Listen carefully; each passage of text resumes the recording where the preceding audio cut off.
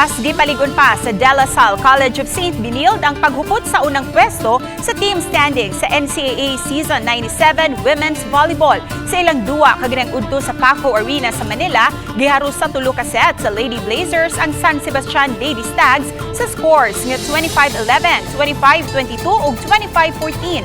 Nunot niini misaka sa 6-0 ang win-loss record sa Lady Blazers. Samtang ni usab sa 4-2 win-loss card ang Lady Stags.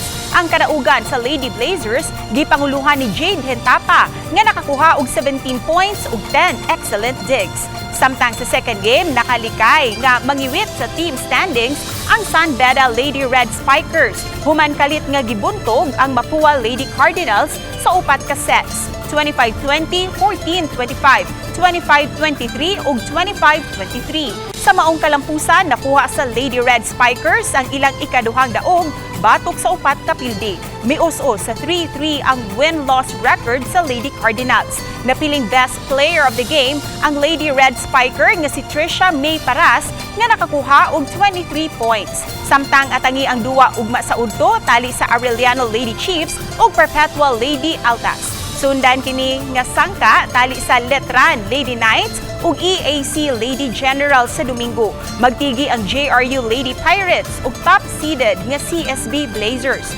Ang second game mao ang tali sa LPU Lady Pirates ug Mapua Lady Cardinals. Ang mga duwa ipahigayon matag Martes, Miyerkules, Biyernes, Sabado ug Domingo ug live nga makita sa GTV, GMA Sports PH ug sa NCAA official Facebook page.